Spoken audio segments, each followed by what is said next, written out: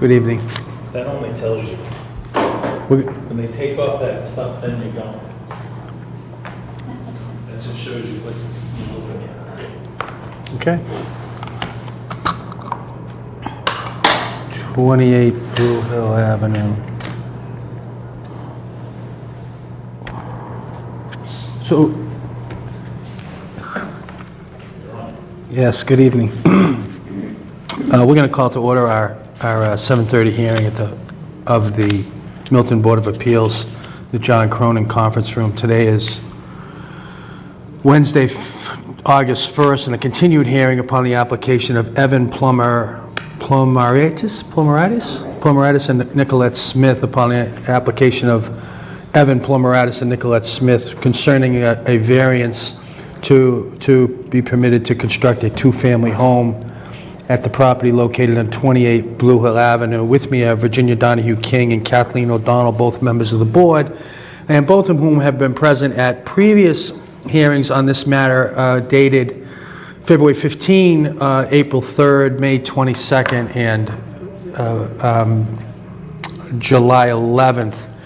I think all the members of the board and the people in attendance are aware of the facts of this hearing. I believe that I see the applicant's counsel, Mrs. McKettrick, is here. Mrs. McKettrick, I invite you to come to the table and discuss the status of the matter and the business you have before the board tonight. We'll remind people that this hearing has been continued and that all of the testimony previously heard, about which I know the board is familiar, is already on the record, and there's no need to repeat that unless you have a question. And of course, it is being recorded for posterity. Mrs. McKettrick, how can we help you? I'm Mary McKettrick. I represent the applicants, and we have been here a number of times already. And the purpose of the continuation of this hearing most recently has been because the applicant is trying to get a curb cut permit from Mass Highway because the lot in question is on a state highway. And I did send a letter to the board in preparation for this hearing, giving you an update, basically saying that he's pretty much come to, he can't do it the way you want him to do it. I guess that's the way I would describe it. This has to do with the amount of money he has available to pay a contractor up front to get a contract, and with the procedures at Mass Highway, which are that they will not give us anything in writing saying that he's going to get his curb cut permit until he fulfills all of the document submission requirements. And the last one is that he has to have an excavation contract, and it needs to be a contractor who has the required insurance. That proved to be a pretty formidable hurdle here. He has found a contractor. He has a contract, but the contract requires that he provide a $25,000 deposit. This is for all the excavation on the site. Yep.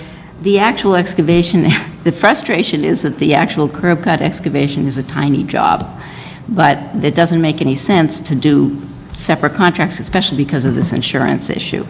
And so on that issue, my request is that the board, if they are considering granting the two-family variance, that they consider having a condition that he cannot use the variance until he gets his curb cut permit. And the problem he has is he needs to get a construction loan in order to proceed with this contract. And he can't get a construction loan without a permit, and he can't get a permit without the variance for this particular proposal. So that's where it is now. That isn't actually where we thought, or I thought it was in July, even though we didn't have a hearing.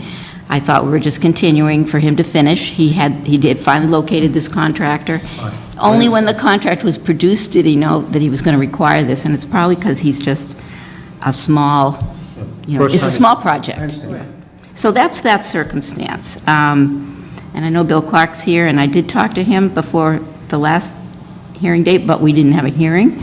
So I know you have an interest in what he thinks about this type of use and how it relates to the town's objectives for housing. Okay, I have questions. Let me ask my members of the board if they have any questions, or if you'd just like me to ask my question. Go ahead. Okay.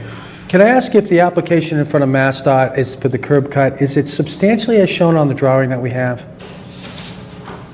Yes, well, I can tell you that the drawings have been approved for the final, yes, it's substantially the same. So There it's were some on the, little on the south side of the property, it's furthest, it's the furthest possible place it could be from the existing curb cut on the lot?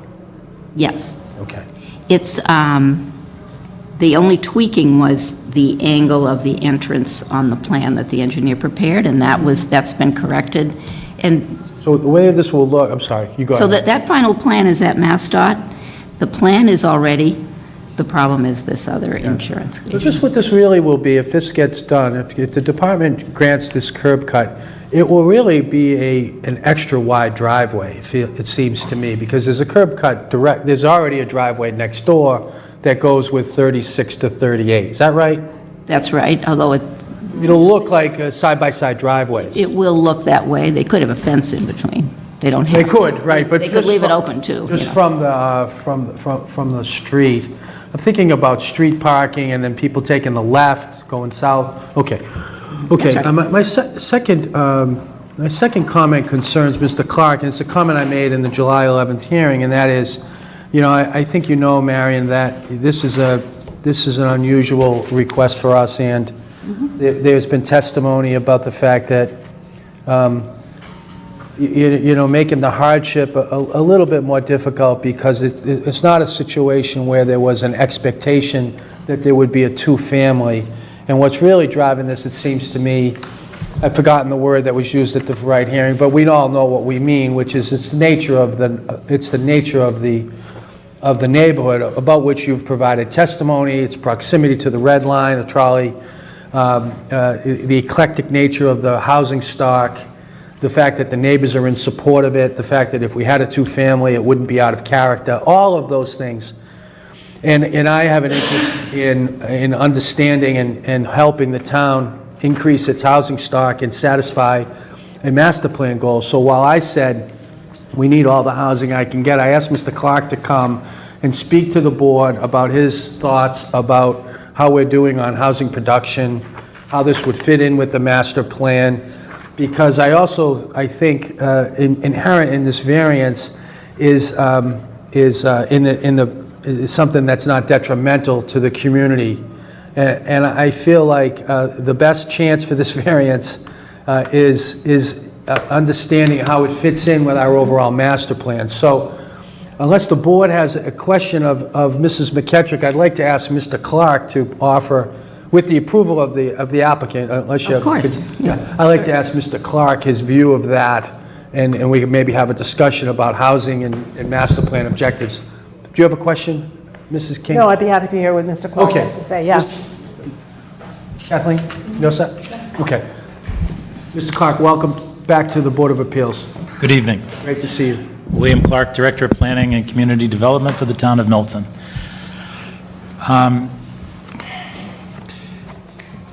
I agree with you that this is a odd request in that you have a buildable lot. You have an as-of-right buildable lot, and you're looking for a two-family. The requirement is that you need to have a two-family on either side. You have a two-family on one side.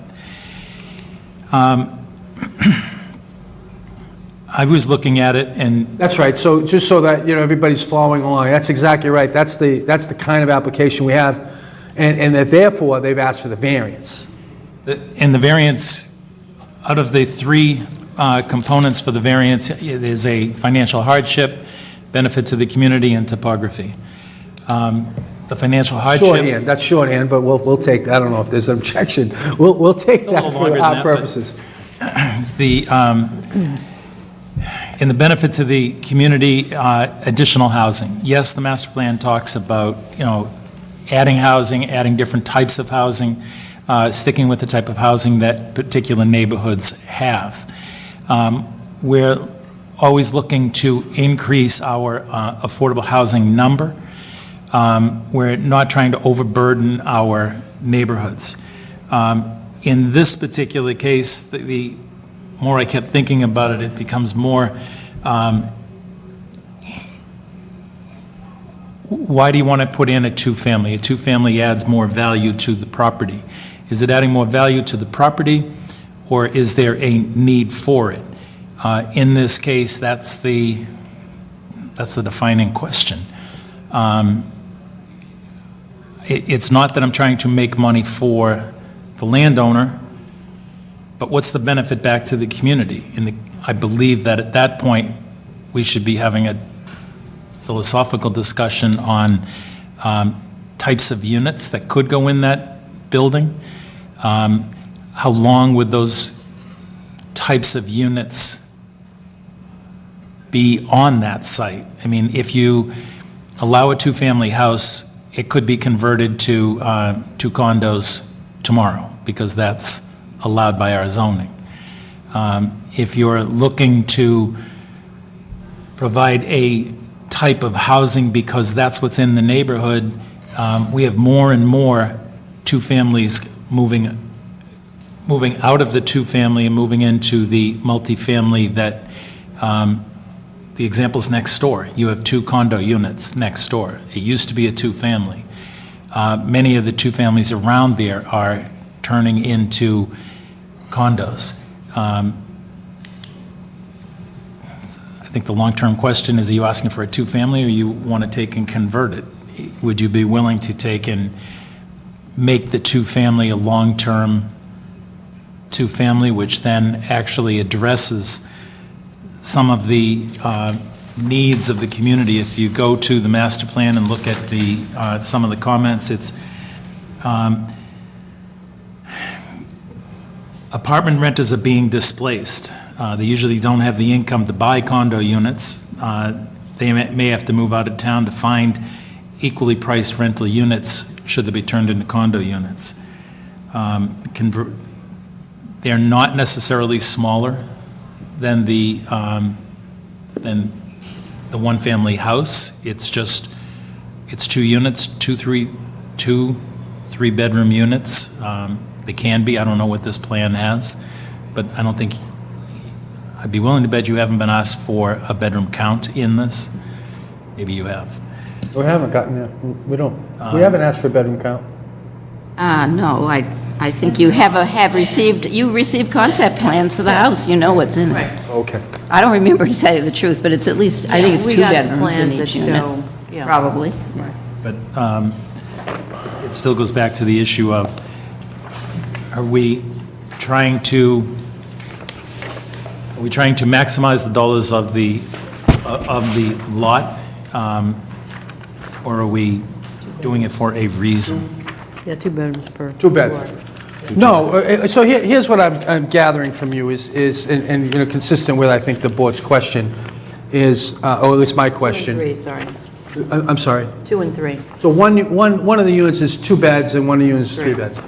Well, there's different kinds of housing, and, you know, to meet the standard in the variance, which difficult, hurdle, unusual request, my theory is that, you know, when you look at the benefit to the community, I think achieving the master plan objectives is something that we ought to be considering when we think about a variance. And what I'm hearing from you is, I don't want to put words in your mouth, but you're saying that we're losing our apartments, and that you think that it would be a benefit to the community if these were apartments rather than condominiums. Yes. That would be consistent with one of the goals of the master plan? Yes. Are we losing apartments I think there's now? another component to this is, in that past practices. I mean, you do this once, the next person comes in and goes, well, you allowed it to take place on a different site. Keeping the two families, keeping a certain number of two families, which actually help a certain portion of the population, help with the rentals. I understand that there's positive and negatives and to each one, but we're losing the amount of two families that we have. Therefore, we lose that. You're losing that from the housing mix, from the traditional housing mix of the town, is what you're saying? Losing that level in housing, yes. Okay. Do members of the board have questions of Mr. Clark? No, actually, I mean, we had, in the initial hearing, we had talked about setting it up as a condo because I was concerned about the lot coverage, the loss of the open space on the yard, and that way, if it was a condo, everybody would have the use of that. And so that was my concern, to sort of tipping it over to saying a condo would be a better way to manage those two buildings together. But I certainly agree with the situation, since I do a lot of affordable housing, I think, that they were losing two families to condos. So I appreciate the fact that the mix and, I agree with your put all three in and create a condo development. I know I had that discussion and came back with the idea, but that's zoning by variance, and that's not necessarily the road we want to go down. yeah. Yeah, one of the issues with the condo conversion for me is we've got that 10-acre issue, and since the town meeting has already addressed condos conversions on those, I feel like it's not really appropriate for the Board of Appeals to get too exotic with the, I mean, I don't want to have to explain that to Mr. Leonard, is actually what I'm really concerned about, to be truthful, everybody at home. But I do think that that could be an issue, and I've said this on other issues, that could be something for the town meeting to consider, Yes. particularly in light of what I believe to be an acute housing problem in Greater Boston generally. So we all ought to be doing all we can do to try to increase the type of quality housing stock. That might be a good, but I don't know, and I don't want to, we don't I want to think- replace our role for the legislative No, I body. think the planning board is actually looking at overlay districts, and as they look at overlay districts, there are, some are smaller, some are larger. They are looking at overlays, which would then allow for those condos to go into those kind of areas. And that would be great, and I think it's a creative solution, but I feel like it might be a bridge too far. This, on the other hand, given the variance and the variance standard, I really feel like we need to ground this in some type of public benefit consistent with the master plan, which is why I asked the town planner to come, so. I mean, you know, I've made the point, obviously, in the beginning, that our grandfather statute is unbelievably Yeah. generous. Yeah. As opposed to others, towns and cities that I have worked with. Yes. And so we had a concern about the density. The chairman had mentioned that in the first meeting, that they're jamming a lot of housing on two tiny lots, and our zoning code allows that. It does. So Which that's is why- another thing they City could living. possibly address, but yeah. But that's why my way of thinking about it was, if it's a two-family house and it stays a two-family house, it's beneficial to the housing market. Now, is there, are you suggesting that an alternative way to do this is to require that these be affordable as opposed to a two-family, or is that's a whole different concept? You've alluded to affordable, but affordable is a real, something, should we disregard that? I would say disregard that, but I do believe that, our bigger problem is we need more affordable. I agree. We're not trying to solve all the problems of the town with this one lot. We're just trying to see what we can address if we can. Yes. Make a small dent in an overall problem. I just wanted to make sure that when you say affordable, you mean affordable with a small a, and something that's I'm talking consistent. somebody that, a couple at $62,000 a year would be there. Yeah, and it really has to do with the mix of the housing in the town, and you're concerned about the 80% amount of what condo conversions. Median income is. Fair enough. Yes. No, it's good. It's very helpful. Thank you. Other questions from Mr. Clark? Mrs. McKetrick, do you want to be heard? A couple of comments. I do appreciate the support for the idea of 2 units rather than 1. And I find it very interesting. I had this conversation with Bill in July. We didn't really conclude it. I'm going to be sort of a devil's advocate and just mention a couple of issues, not saying that it can't happen. One issue is that the owners are not here, and they don't know about this. But, it's your decision, and they did tell me they expect this will be the last hearing, and they hope it goes well, but if it doesn't, whatever. So if you decide you want to make a decision tonight and that you want that condition, then you can do that. The condition that it's a rental. I don't know if it has implications for them I know that their immediate intention was rental. They didn't want, they really weren't Yeah, interested no, in they the did condominium. testify to that, yeah. Yeah. Yeah, So- especially not one rental, it could be two rentals. Nobody's Right. requiring that it be owner-occupied. We're suggesting that, Right. the testimony is of the nature of a two-family house, to the extent that it increases the apartment type, a unit in the town, would achieve one of the objectives of the master plan, and therefore help solve the public benefit requirement of the variance. That's how the whole thing holds together, so.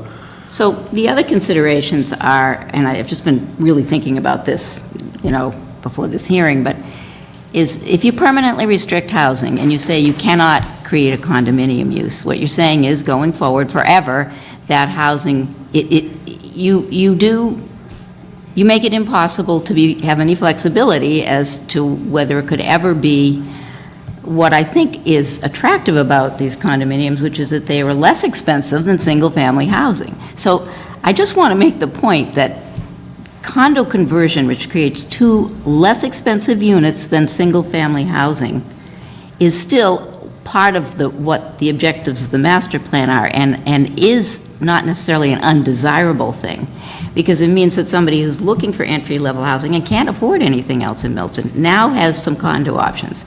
So there's one side of condo conversion. The other side is if it's an existing unit, you're taking a rental unit, it's no longer a rental unit. So you have fewer rental units. The town's losing some of its rental units. These will be new units, and the owner's intention is to make them rental units. I guess if I were the owner, my preference would be not to have a permanent restriction, but if the board feels that's the only way they can do it, or if it's very desirable, then that's your decision.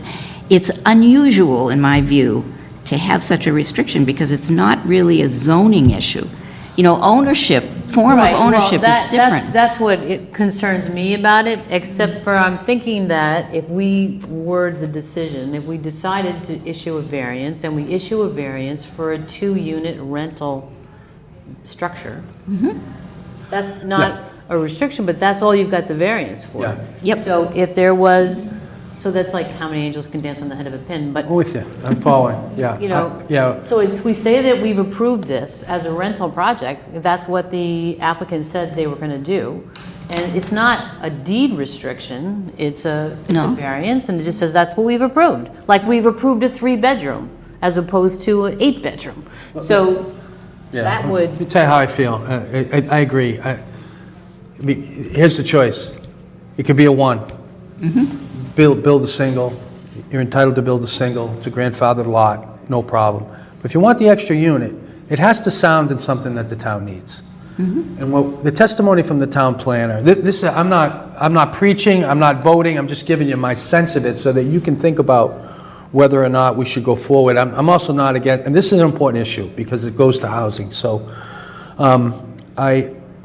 I feel like the price of the variance is to help the town with its master plan objectives. I don't mean to put it that way, like it's costing, but I do think, and I believe strongly in some type of benefit to the neighborhood, and in this case, it really is to the greater neighborhood and indeed to the town itself.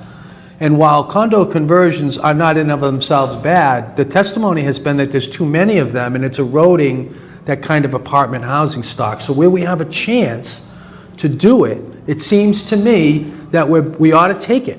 And if the owner doesn't want to do that, that's his right. That's his and her right. That's fine. We don't have to even vote on this. We can table it, and they could build a single, and we can just put it in the file. And that's where this is trending. I don't want to speak for Ginny. She's perfectly capable of speaking for herself. So we really haven't heard much from her, but that's my thought on it, because I do think this is an unusual request, and I am a little bit concerned about precedent, although part of the fact that this is unusual, it's also an unusual area of the town. And the things about which you testified last time don't occur everywhere. I suppose East Milton Square would be something maybe a little bit similar, although there, we're always thinking about congestion and the concern the neighbors have with congestion. So that's kind of how I think this is folding And could out. I know you haven't finished discussing, I just want to make one more comment, which you reminded me about, and I'm not really sure how to put it, but it is an unusual area, and it's an area that needs investment and needs property improvement. So I want you to consider carefully whether doing this is somehow making it less likely that property will be invested in or improved. You know, I think condo conversions occurring in a lot of places. There aren't that many condos in this neighborhood. There are a lot in some other areas, and they're happening all over the place. But where do they happen? They happen where the greatest value can be achieved by doing the conversion. So that isn't always here. Yeah, unfortunately, it happened next door. Oh, I know that. Yeah. And there are condos. I'm not saying there aren't No, any. I know you know. I know you know, And that's a but- side-by-side, which is particularly good, for doing that. I'm just asking you to think about it. It's another factor. We've been thinking about it since... No, but it's the neighborhood. It's what's bad, and so I'm not necessarily saying it's a bad decision or a bad thing to do, but is it the best thing to do for this particular neighborhood, to require that you don't have that flexibility for property? I'm feeling that we don't have many opportunities to do this, and I know that's the problem with it. that's really what it comes down to. Right, that's what happens with these, Ginny, yeah.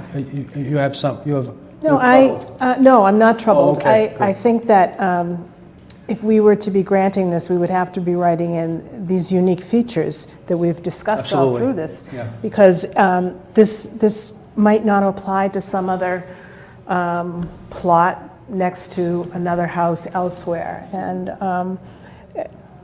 we just need to be very firm about that in how we're saying that this is a special place as opposed to run-of-the-mill.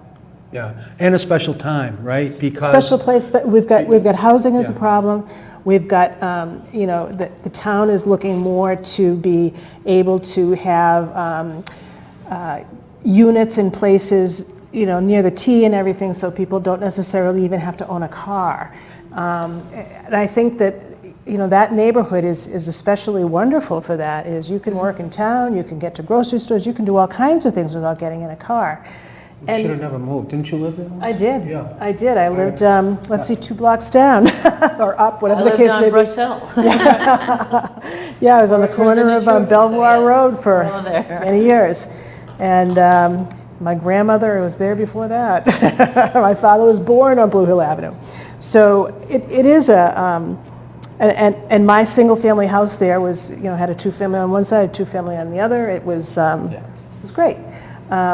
It's a very different neighborhood than most areas, though. Even East Milton. It's just a very different area. It's on transportation, and I think that's the major difference and plus on all of this. So, I'm not concerned about it turning into a condo. If it does turn into a condo, it will mean that it's best for the area. I mean, nobody's going to buy it if it's not worth it to them. If it is worth that much, then people will buy it. Yeah. And I don't think it's going to be a windfall for anybody in particular. I think it's as any other place. You're investing in a property, and if it happens to be a condo, great. If it happens to be a place that you want to live in an apartment, great. So I'm seeing the uniqueness of this situation very clearly. Okay. Ms. Clark, do you have anything you want to add? I mean, I appreciate you coming, and I know that this is, you come when we ask, and I appreciate that. Is this, do you have any questions of us, or do you think that we're... Oh, I think you're on the right track. I mean, it is smart growth. It is transit-oriented development. I don't need to have a car. There's a bikeway right down the street. It's a quarter of a mile to buses and trains. You can walk from there to the commuter rail, because the commuter rail will be opening up on the other side of Simcoe's, so it's going to make it easy. You've got the trolley that'll take you anywhere. So it is smart growth.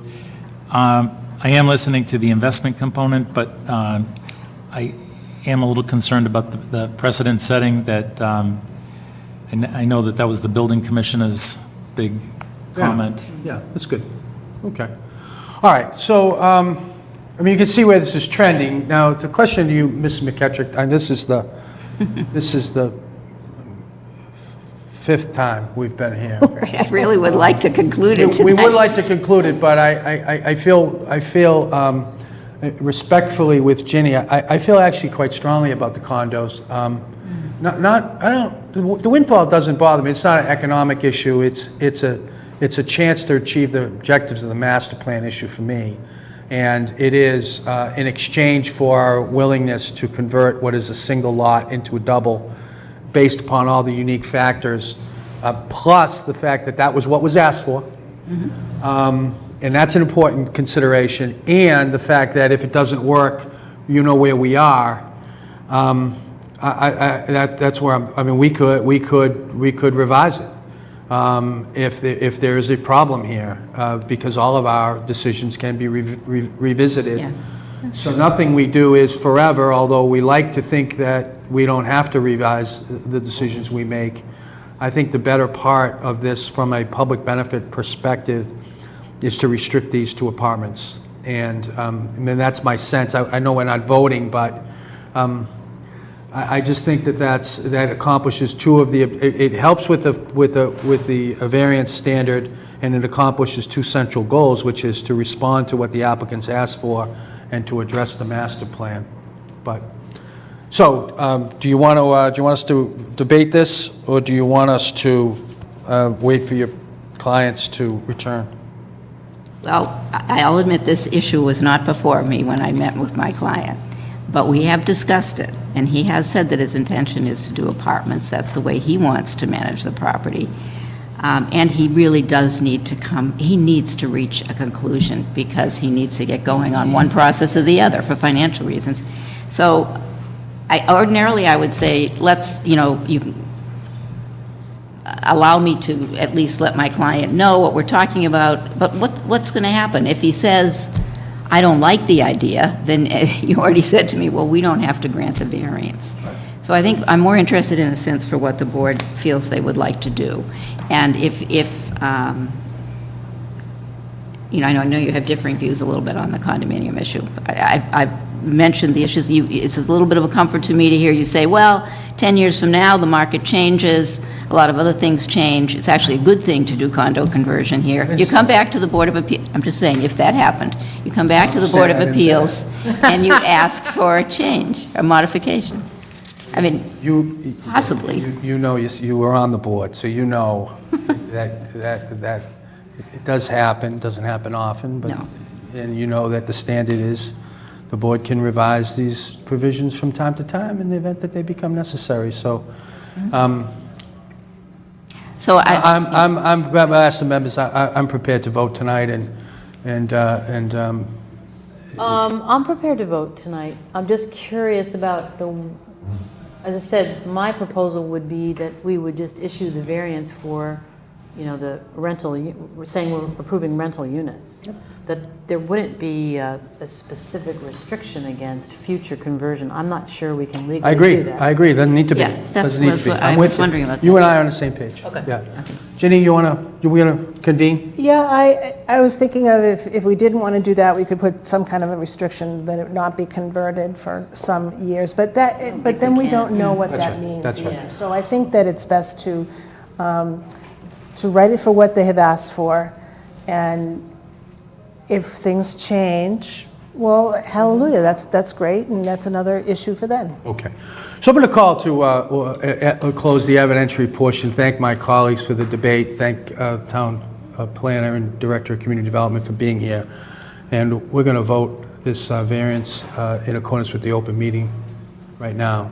And I'd like to speak first, and that is, it's most of what I'm going to say I've already said, but I think this is unusual, but I think it's a bit of an unusual time, and I think the board has had enough debate and conversation about housing in this town to understand the importance of housing stock. On the strength of the application, particularly Mrs. McKettrick's representations in the previous hearings about the unique nature of the neighborhood, and she's got a letter to that effect, which we've all acknowledged.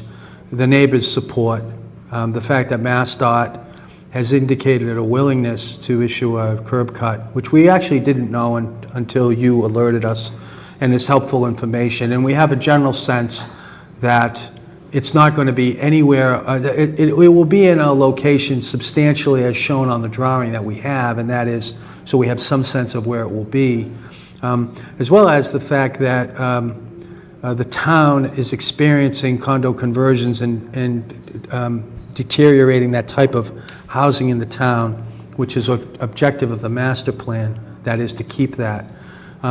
I'd support a variance for 2 apartments on this, and specifically apartments on this property, for all of those reasons, and, in accordance with the standard, consistent with the drawings, the 2-bedroom, the 3-bedroom, substantially as shown on the drawings, for all the reasons we stated, that's my feeling right now.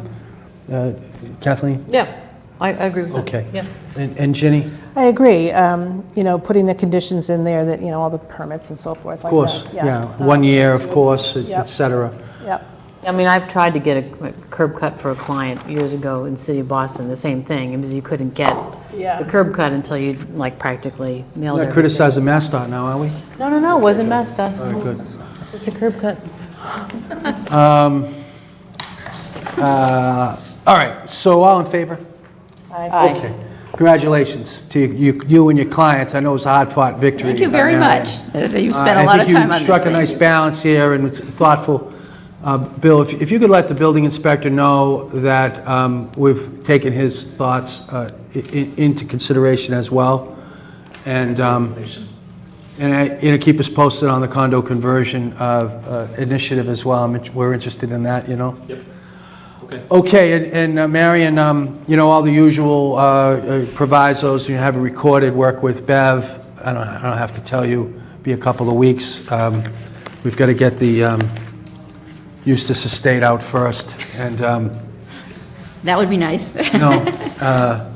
so, But, given the financial situation that this person is in, of course, as usual, I would say if we can get the decision out a little sooner rather than later, that would be good. I know how busy you are, I know how long it takes to do problem. these sometimes, so I understand. Congrats. Thank you. Okay, you're welcome. Thank you very much. Okay, thank you. Okay, who wants to do this? Who's volunteering to do this one? I can't work on it until, I'm out of town until a week from tomorrow, Okay. so. So am I. I mean, I'm leaving for London. Oh, yeah, I'm leaving on You're going Friday. sailing? Yeah. Yeah, that's sweet. Bring lots of warm clothes. You I won't know, believe it. You I won't believe looked it. when you read it. I Yeah. looked at it, changed I went to sail from We're on Bermuda TV. to Newport We're on TV. in June. Oh, you So it was did? a completely different bunch of clothes. Yeah. I don't know yet. Yeah. Who wants to take Well, it? I'll take it, and I'll Thank start. you. Okay, thank you. All right, ladies and gentlemen, we're going to call our second hearing at 7:45. It's 8:08. This is upon the application of Julie, Baccarat, I know is the last name. It's Barakat. It's Barakat. Barakat. Okay, Barakat. And Panchman Singh? Panchang Singh Barakat. Approach, please. Okay, good. I don't feel as bad. I apologize, but dated June 26, 2018, on file with the Board of Appeals for a variance from Section 3B1G of the Milton bylaw. Milton zoning bylaw, the applicant proposes to be permitted to store a camper in the front yard of her dwelling located at 366 Truman Highway. Section 3B1G allows the storage of a camper on a lot as long as the camper is stored inside a building or stored outside, is not located closer to the street than the dwelling is located, or within 30 feet of the line of the street on which the lot fronts, whichever is further, nor within 20 feet of a side lot line, nor within 10 feet of the dwelling of the lot. That limits you quite a bit on this. The property is located in Residence C, all is set forth in the application. My name is Jeffrey Mullen. You have a seat. My name is Jeffrey Mullen. I'll be acting as chairman tonight, and with me is Kathleen O'Donnell and Virginia Donahue King, both members of the Board of Appeals. I have the application in front of me, which consists of the letter, a letter from Birch Eimer, which is in the nature of a cease and desist letter. During the course of a routine inspection, it's been verified that there's a trailer. You're ordered to cease using it if you fail to comply within 30 days. The town reserves the right to seek compliance in the Quincy District Court. The applicant, so that's one thing I have. I have the list of abutters. I've got a plan of the land. I've got a topographic plan that was provided to us by the building commissioner. I've also got the application. So on June 21st, 2018, you filed an application or or Julie filed an application, there is no other location for the camper that will fit the zoning bylaws. And that brings you to the Zoning Board of Appeals today. We, for the record, we had a hearing on July 25. There was some mix-up, and we decided to continue it to today, and here we are. Welcome to the Board of Appeals. How Thank can you we so help you? much. I have two things to say. Firstly, I want to apologize for my wife. She could not make it last meeting because of some family emergency. And the second thing, I want to thank the committee for giving me the chance to have another hearing for that. So thank You want an very much. extension? No. No, I'm we- talking that you give us this opportunity to Oh, the not to second point dismiss was the you were case. thanking us Yeah. for the opportunity. Okay, I'm sorry, yep, sorry about that. Okay. So why don't you tell us about what's happening here? What's happening is this camper is quite covered by the trees in the road. You cannot see it from the street, from Truman Highway, because it's a lot of trees out there. Secondly, the area there is flat, leveled. If I want to go behind the house or in the other side, it's actually, the slope is a little bit, because it comes on the hill. And then maybe that's why we have the problem with the people who are investing behind us. The water is coming down because of that sort of slope in the land itself. The third thing is that this camper is not going to be there for a long time. It's going to be just for a little bit, and then we're going to be moving it actually. Actually, we plan, if things goes well, on September to take it and go for New Hampshire for like a week time or something like that. And the plan also to take it to a trips when I am retired, if my kids allow me to, and stop spending a lot of money.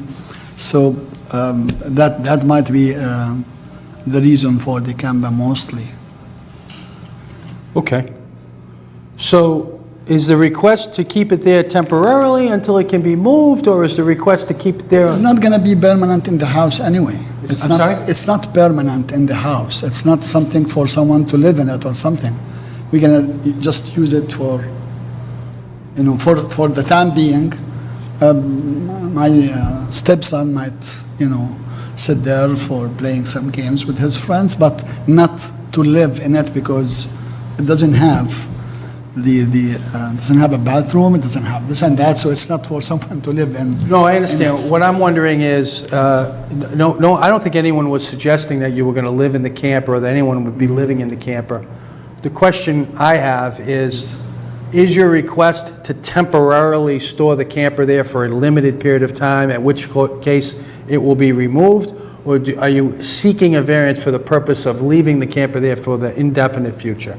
No, it's not going to be for indefinite, for sure. Well, But when I say it's not permanent, I don't know if I'm going to move it next week, next month, next year, but it's not permanent there. It's not Well, it has meant wheels. to be there Yeah. for living or for the whole time. We are moving it. I myself plan to go in October, as I've told you, to New Hampshire. Yeah. I don't want to rent a house there. I just want to have. No, I this think we there all for- understand that. The camper is a movable element, Exactly. but it has wheels, et cetera. But our question, I think, was, is it, you really do want to keep it there for as long as you own the property, right? I mean, you don't have another place to put the camper. No, it's not going to be there as long as we have the property, because if I am retired, this is going to go with me to Tampa. I'm going to put it there in another house in Tampa, Florida. So it's not going to be here. You're asking the board to keep the camper there for a 1-year period, a 6-year period, or for an indefinite I period? don't think it's going to be 6 years for sure. It's not, it could be a year, it could be a 2, something like that. In the meantime, even if I want to take it somewhere else in the house, I don't know if Let's see the photos, yeah. That'd be yeah, helpful. if you just want to have a look at one.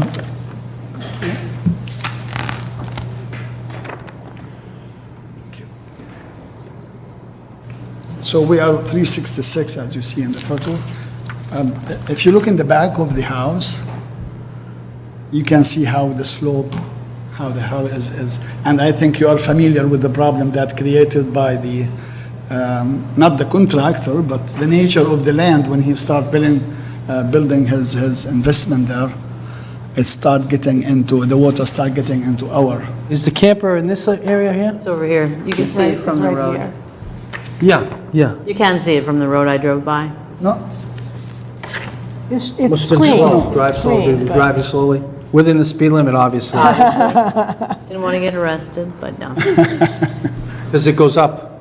Yeah, but it's right down here in this Yeah. corner. Yeah, okay. Okay, let me ask if members of the board or colleagues have questions of the applicant. There you go. I got that.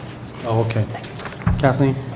Ginny? I guess my question is, apparently a neighbor, somebody doesn't like it there. And so in the interest of trying to make sure that we don't have an issue with somebody protesting any decision that we might make about it,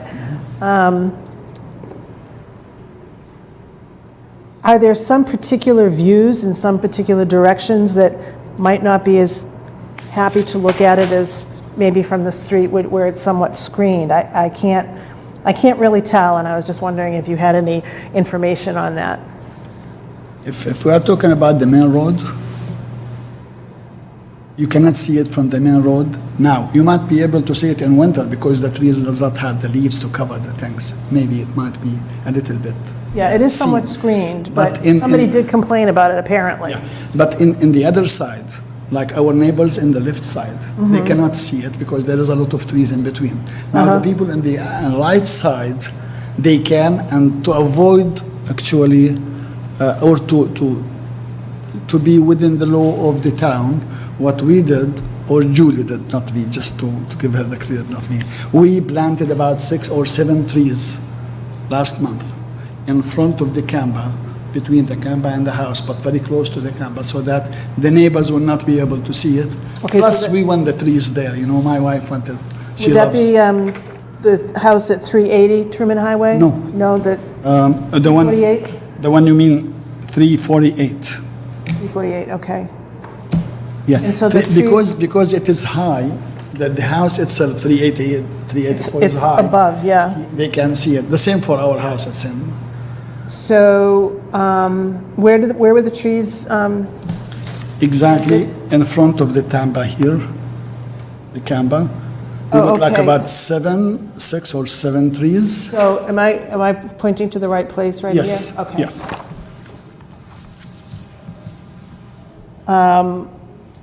Have any of your neighbors said anything nice about that? Actually, I did not hear anybody saying something Either way. not nice also, to be Okay. honest. But I'm just trying to do that for 2 reasons. One, I want to comply with the town's regulations, because I live in the town, so I want to be within the regulation. The second thing is, we love trees. My wife is very, Oh, what? oh my gosh, she Love loves the trees, the grass, the Oh, yeah. flowers. Yeah, it's nice to you get know. out into nature. Exactly. So we are planting that just for following the regulation and also enjoying the trees to be in the land. Kathleen? I mean, I just have a problem with people storing campers in their front yard. I agree. When I looked at the house today, I was trying to figure out, well, where could it go? And, Up here at the drive. Top of the drive. well, there's kind of a wall at the end of the drive. It's quite tall. So I was looking at the other side here, and where there's a hammock. It could go there, but then it would be really noticeable. It would be ugly there. Yeah. And it might comply a little bit better with the bylaw, but it would be really a lot more visible. So it's a huge, big front yard.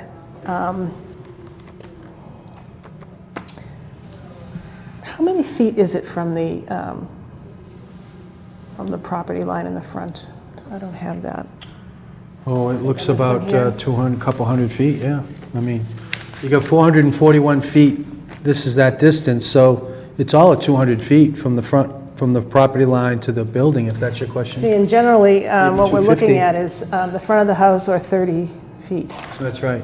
So, it's 30 feet would be coming where, kind of, let me just look at this. This is the plot plan? Yeah.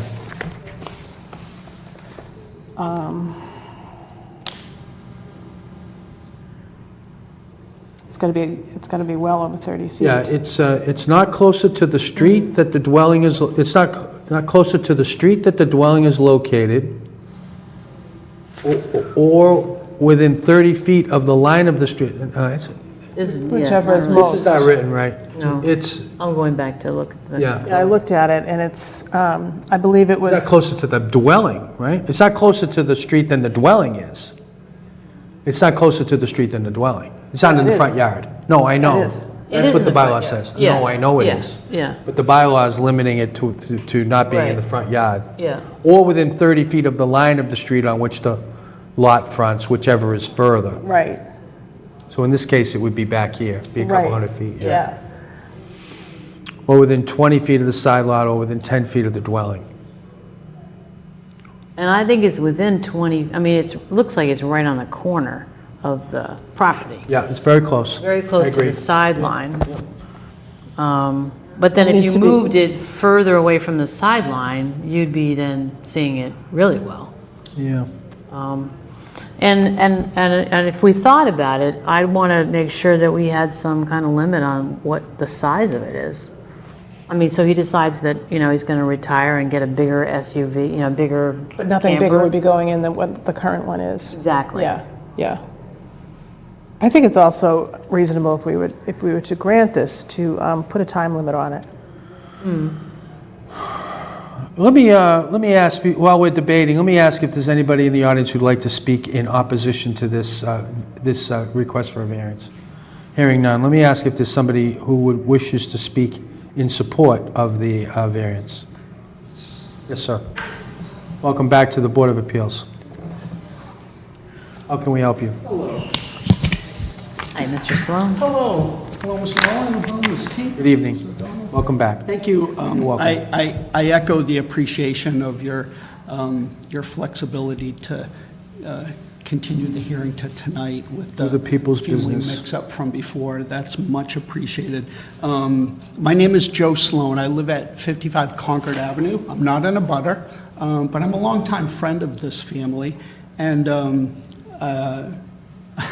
I'm a rather unlikely person to be here suggesting relief for a camper in someone's property, because you might know that I've been quite an advocate, especially through the town meeting process, of us tightening up our rules and regulations as it concerns, say, the paving of setbacks, a lot of the things that are affecting the small neighborhoods where we live in this part of Milton, some of the same concerns in East Milton, where these lots are very small and people are storing commercial vehicles and things that aren't allowed, if you will. But in this case, I do think this is a unique situation. I think it's an interesting situation.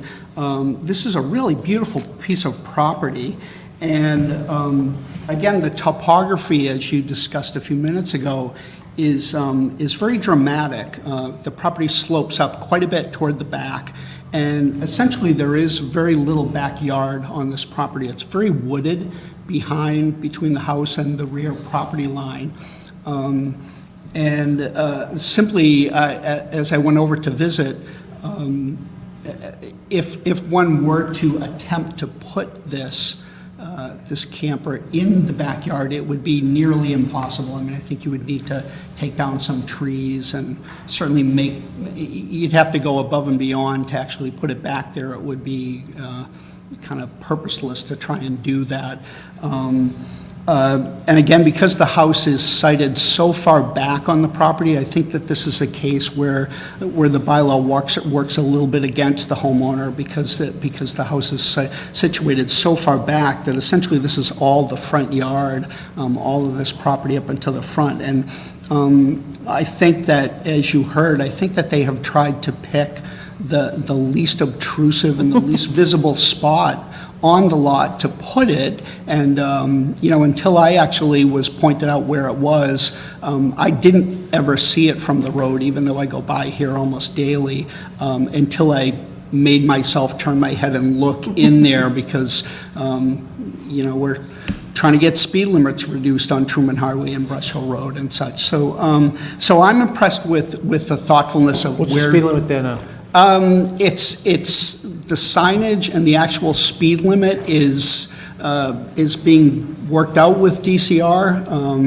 They repaved the section, they put in some pedestrian lights, 30 to 40 miles an hour. There's a sign right near Julie and Malek's house that says the speed limit is reduced ahead, and yet there's no posted sign. But generally, we're looking for the DCR to make that be a 30-mile-an-hour lot.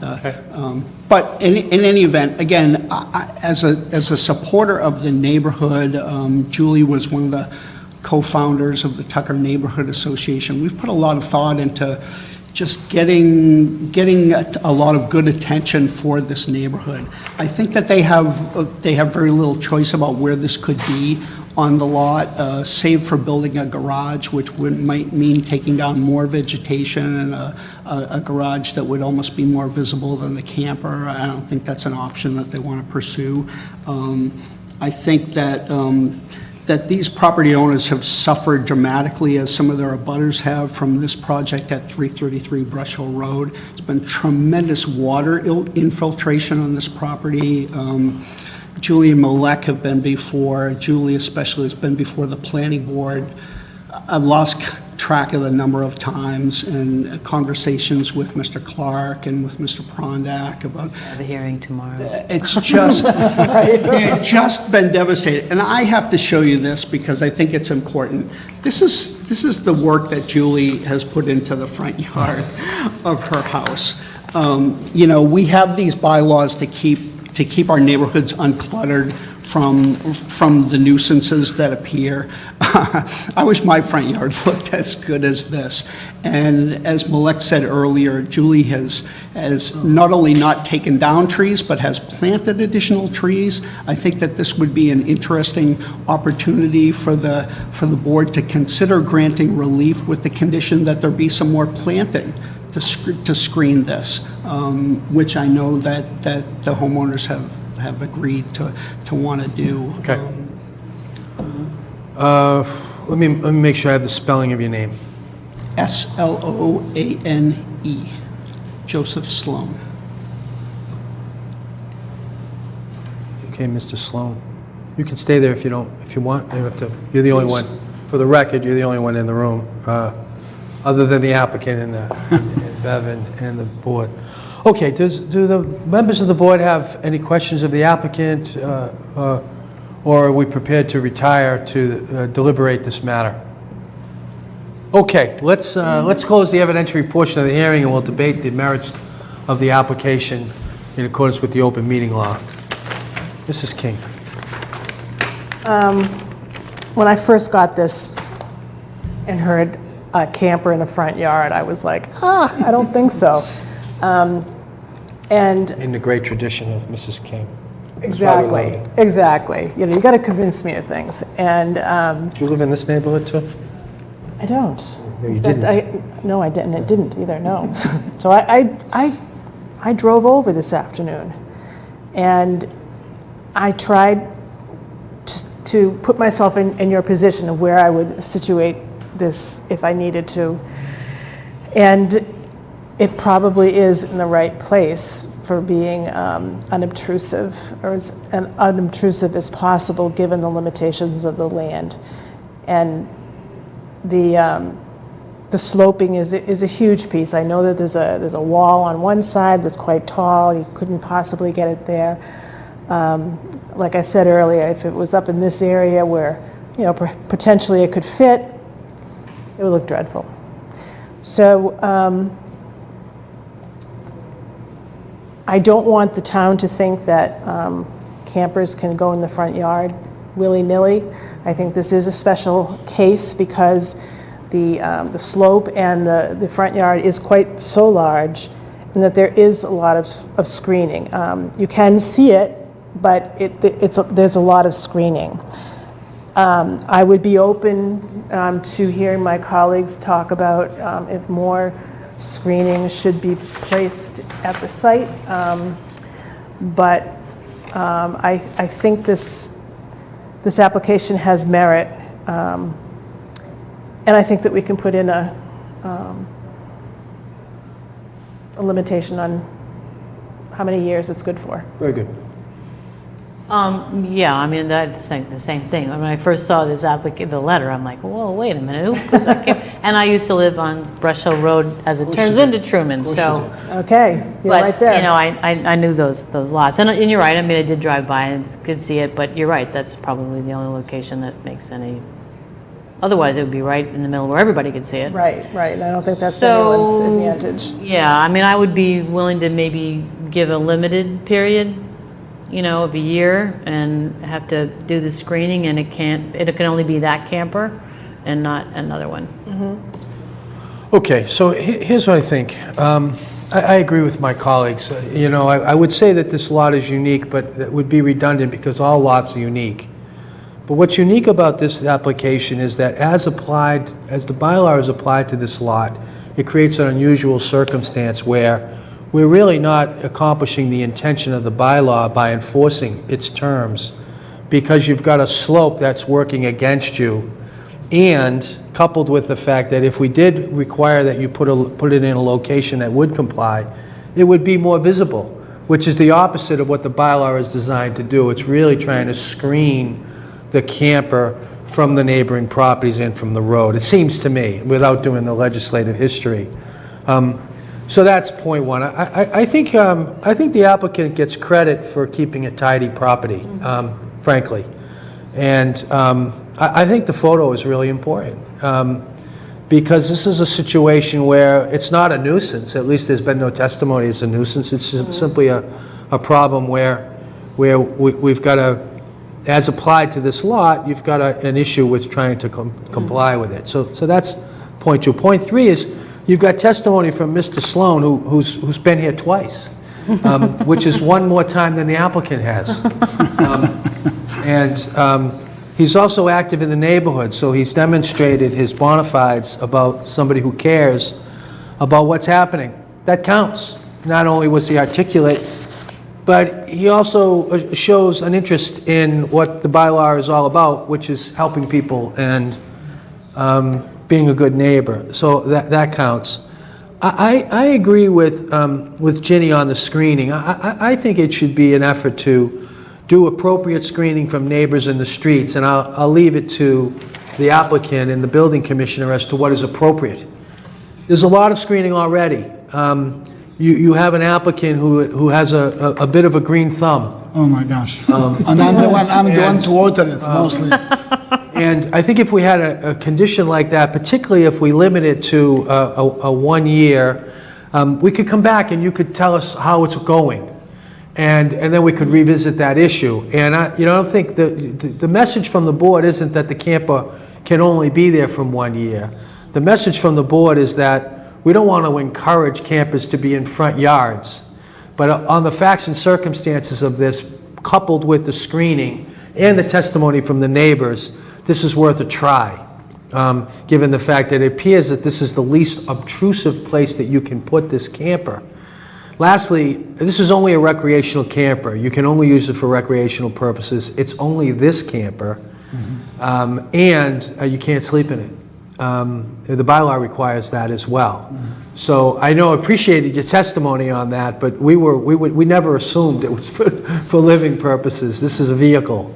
It's a mobile one. Right, it's in the bylaw. Yeah, it's in the bylaw that you can't use it for sleeping purposes. The bylaw only permits campers to be parked under these circumstances if they're for recreational and they're not for sleeping purposes. I'm talking about Winnebagos and the like. I know that's a brand name, but you know what I mean, yeah. So, with all of that, I think I got the sense of the board. I would vote to support the variance if those conditions would be acceptable to the applicant. It will be. Okay. So, all in favor? Yeah. Aye. Okay. Congratulations. Thank you so A much. hard-fought variance. Congratulations to all of us, actually, because the town is our town, so. He delivered for you, and your wife as well for her handiwork. So, we're going to work on a written decision. We'll work with Beverly, and I asked that you work with her or your wife work with her. Be a couple of weeks. Beverly, if you could let the building commissioner know that we've taken this action so that he's not over at Quincy District Court tomorrow. If he has any questions, he could call me. And then you want to take the variance, you want to record it down at the Norfolk Registry of Deeds in Dedham, and you want to make a note in your calendar that we want to see you back here in 10 months or 11 months. I don't want to see you in 13 months. Okay? Do you know what I mean by that? Yeah, I do. We don't want the variance to lapse and then have you come back and asking for a brand-new variance. No, we want to make It sure will that, be a whole different situation, I can assure you, if you come back here and give us an update on your travels, on the fun you've had with your camper, because I know you're going to have fun, and we will be interested. at least I will run away from More it. importantly, we want to know whether or not it continues to be your plan to keep the camper there, the status of the screening, any issues you have with the neighbors, and whether or not the vote we've taken here has really accomplished our objectives. Okay? Okay. Okay. Congratulations. Thank you very much. Okay, great. Good luck. Good luck to you. I'll do this one. Okay, with that, we're adjourned. Thank you very much. Thank you so much. Good luck. Have a good night. Good night. Take Night all. care.